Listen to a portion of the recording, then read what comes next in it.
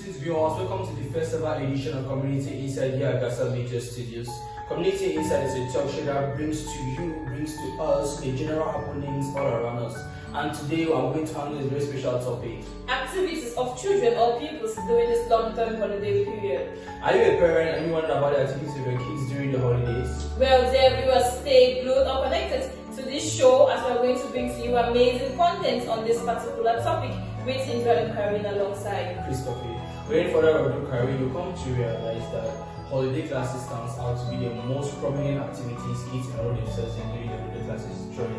True. Yes. Yeah, that's very true because when when we just get the name holiday, we think of holiday classes because we see children every day or during the holiday going to school, and I think it's because of the enormous activities or enormous advantages that children get during this holiday period. Like for example, children get to be prepared for the next academic year. That's true. When they get into the holiday class, for example, when you left school in class 3 and your parents now enroll in class 4 and you get now into the next academic year for school, you have been taught about the subjects that will be in class 4. Hence, you are prepared for that first term. And just in line, it keeps kids familiar with concepts.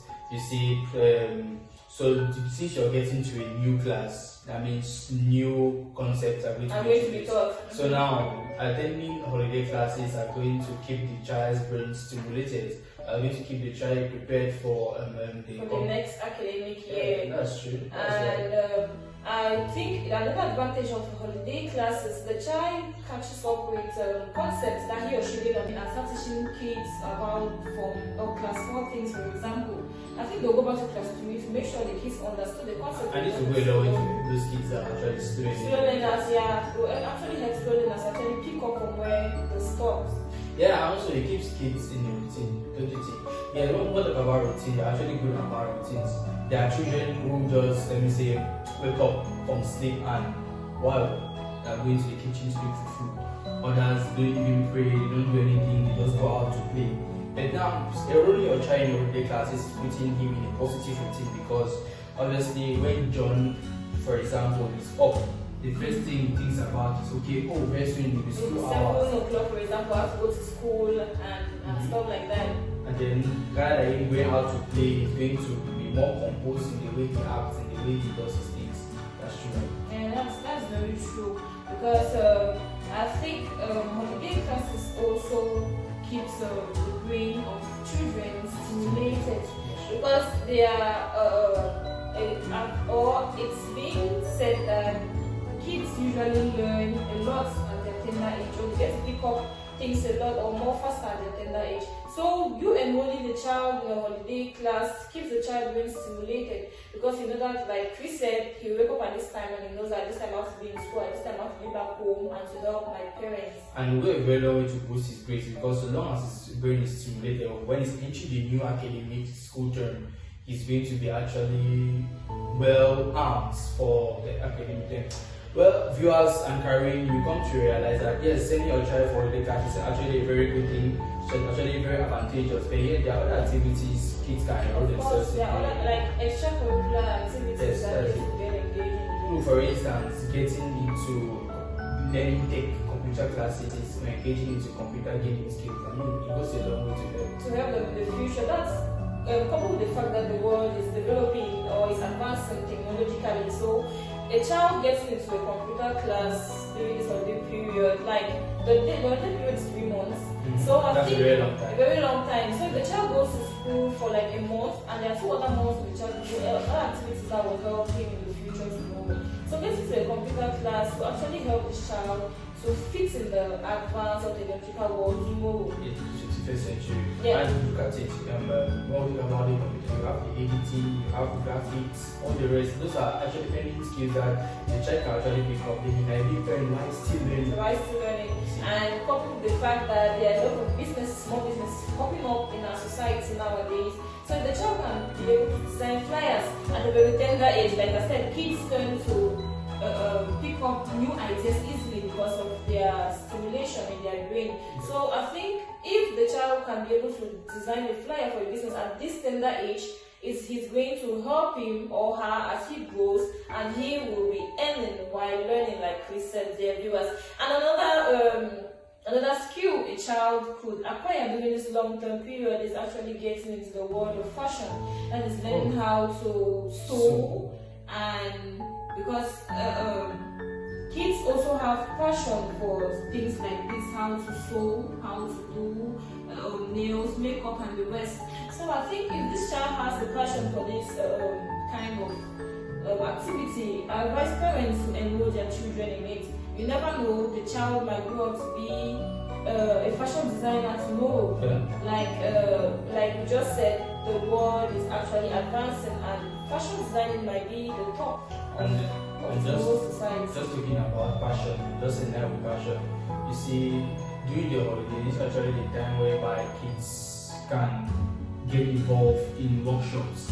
Like when I say workshops, there are workshops like where they go into, actually make this art stuff with weave baskets, arrange dresses, even they have to make soap, and all these things which can actually help them. And then they can also go talk about skill, like those who like football, those who like drum. This is a time for them to get involved in those. They say playing without playing makes Jack a dull boy and Jacqueline a dull girl. So this is the period for them to get involved in other activities that will expand them. Let me use the word expand. That will expand them to more and help them fit in the market or fit in the society. It's not all about education.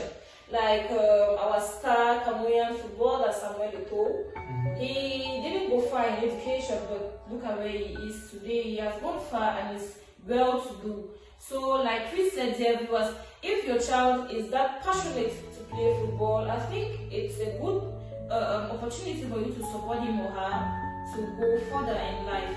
And another skill a child will gain during this holiday period is the act of pastry, or getting to the pastry. Wow, yes, that's true. Give it that here and there, someone will be celebrating a birthday party or a wedding, whatever, and we are always in this pastry stuff. Exactly, especially the cake.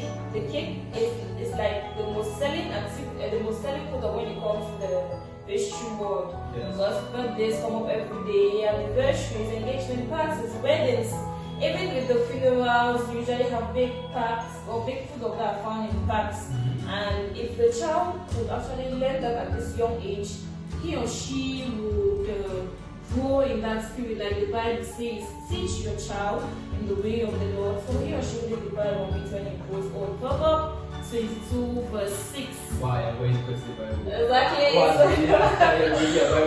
So I think there those are activities that your children will actually get engaged in during such a period. Nevertheless, this period is not just for education and children getting into extracurricular activities.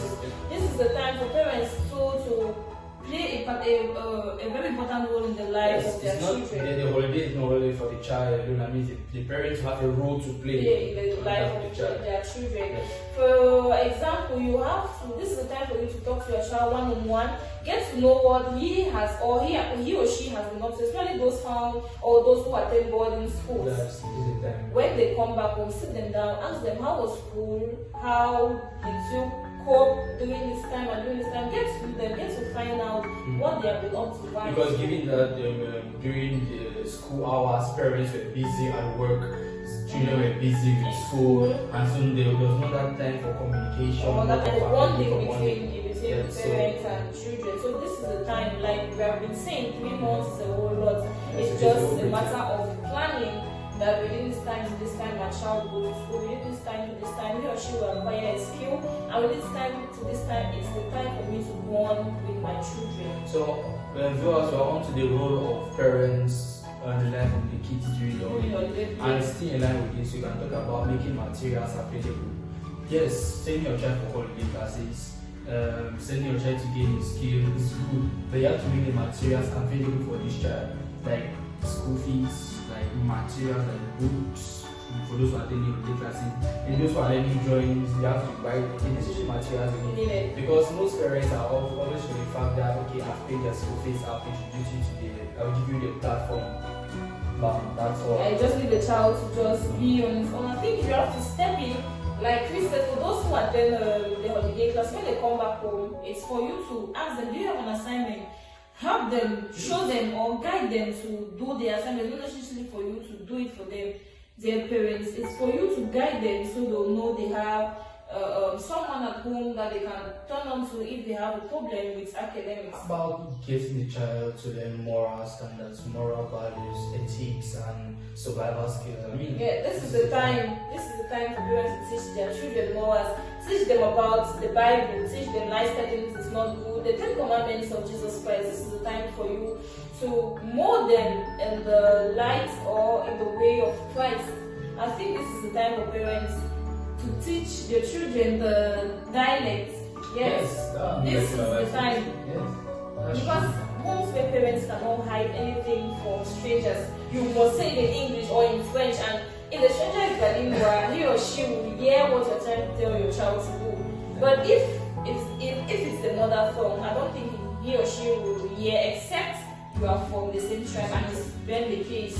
Now, talking about tradition, I don't just mind of family. I mean, agriculture tends out to be something that holds our economy today. So for those parents that own farms, they tend to carry the kids to the farm. There's no such thing as coast to the children from the coast. Children from the coast will say no. Even in the USA, people own farms around their house. There's the gardens out there. Yes. It's time to teach these children the farming skill, even the cooking skill too as well for the girls especially. They still get married and wow. Just imagine getting married together. Exactly like it. Like they say, a way to a man's heart is through the stomach. So this is the time moms or mothers out there in particular, this is the time for you to teach your girl child how to cook. Even if the child is as small as 5 years, you can still educate the child that this is how you peel and yes, this is what is being done, or this is what is being put in the pot to bring up. I would like to ask, how about the boys? The boys will know how to cook. Yes, the boys have to know how to cook. They will become bachelors tomorrow before they get married to their own woman. The others of the school have thought that, okay, I have sisters, I have cousins that can always provide me food when I'm hungry. I mean, don't mind, there's a family like that. But if your cousins or your sisters get married tomorrow, they'll have their own family to take care of. One of you have to know how to do basic things, how to cook. Even if it's spaghetti, you have to know how to cook. Because it's not really your wife, you're going to prepare something you're going to like. So when you leave work and open the pot and as you read this, I don't like it, what should you do? So, dear parents, this is the time for you to mold your children in all aspects of life. Like we have been saying, 3 months is a whole lot of period. Just to remind you, welcome to Community Insight is a talk show at GASA Media where we bring to the spotlight social happenings, everything on us, and talk about the activities of children during the holidays. Now we are on to the role of parents on the death of their children during this particular holiday. Long-term holiday, take-term holiday is a very long time. And talking about holiday, that just reminds me, I guess we are left with barely a month to go for schools to resume. Yeah, exactly. And I hear parents or people argue public, private, which one should I send my school? Especially those who are just getting into the newly recruited. Yes. Recruited. Yeah, the new recruited, like you said. Fresh blood. There's those who want to just get into the educational cycle. So their parents are usually confused. Is it public or private? So I think concerning this topic, I've interviewed some parents on their take or how they see the public versus private school, and the 3 parents I've sampled, all of them were for the private school rather. But will you blame them? I mean, the private school environment is clean, it's secure, it has some services. Normally that's the private school for us. Yes. Parents see this private school like a school that has all the equipment or materials that children may need in the educational. You'd be surprised that kids go to school and have a whole 3 square meter. I mean, yeah, so I think that's one. It's a plus for the private school. Yes, that will entice parents to send their children to a private school. Also, with the private school, the parents, like these parents are interviewed, they believe that children have this one-on-one relationship with the teachers, given the fact that the school fees is quite expensive, and some parents or majority of parents wouldn't meet up with the school fees. So in the private school, rather, they think or they know the teachers will have one-on-one relationship with their children, and the parent will make them excel in their academics. And that's true, they hold a point, because given that the teachers are actually paid per their output, per the time spent, they're not based on the government salary that will pass every month. I mean, the proprietor or whosoever is in charge will make sure that you are paid according to your work done. So with teachers, private school teachers with this notion, always want to make sure that they don't miss classes. Always want to make, though there are some stubborn ones that actually miss classes. Yeah, in line with what Chris is saying, yes. That's actually what one parent said, that teachers in the private school, they are being supervised by the proprietor of that particular school. So in case you don't come to school, like I asked one of the parents that why will you send your children or your child to a private school, and it was like teachers wouldn't they miss class session because they are being monitored, and if they notice you one or two times you are being expelled. Yeah. That's what she actually said, and she concluded that with that kind of situation, teachers will be motivated, or teachers will be willing to come to school since they wouldn't want to be expelled, given the fact that in our community it's very difficult to find a job. So yes, the private school is secure, it's clean, good education temperature. At least let's balance it up. With the public school. The public school tends out to be very affordable, and the same education is not for the poor. But government schools are made in such a way that everyone in society can actually afford the education. That's also a good thing. And with the public schools, so the teachers are well selected. Since they are well trained for, like we said, they are well trained. They pass through this teacher training college, and they go to ENS Bambili. Yes, that's a concours exam, so go to ENS Bambili, and when they come out, they are carefully selected by the government before they are being placed in one government school or the other. And so that means they have the expertise, you see. And the another good thing is that you find in public school is that specializations. What I mean by specialization is that teachers are actually specialized in particular subjects. Like a subject like economics that has about close to 2 or 3 branches. Or they have different teachers teaching different branches, which makes understanding very, very easy for children. And the competition to public schools also go a long way to boost the child's performance, because once you have a child that is in a classroom where everyone is stopping the class, he or she too want to also be among. So also go a long way to boost your child's performance too, because the government schools are actually very competitive. You know, while here in Boya, I always know that public schools are always for the ruffians and defiants, but I was shocked to realize that if you go to Francophone zone, you see these colonels, governors, these high personalities. They send their children to a public school. The public school and I think they know the advantages public school have, so that's why they tend to send their children to a public school, despite the fact that they have the finances to send their children to a private school. And another advantage of the government school or public school is that your child gets to interact with people from different places. And that builds network. Yeah, that builds a very good network. Tomorrow when you leave school, this one might be at this side, and the helping hand keeps on going till the child gets old. And the teachers too, like we said, they are well selected. And if a child doesn't understand a concept, he or she has the right to put up his or her hand and say, teacher, I don't understand this particular concept. He will go back and explain.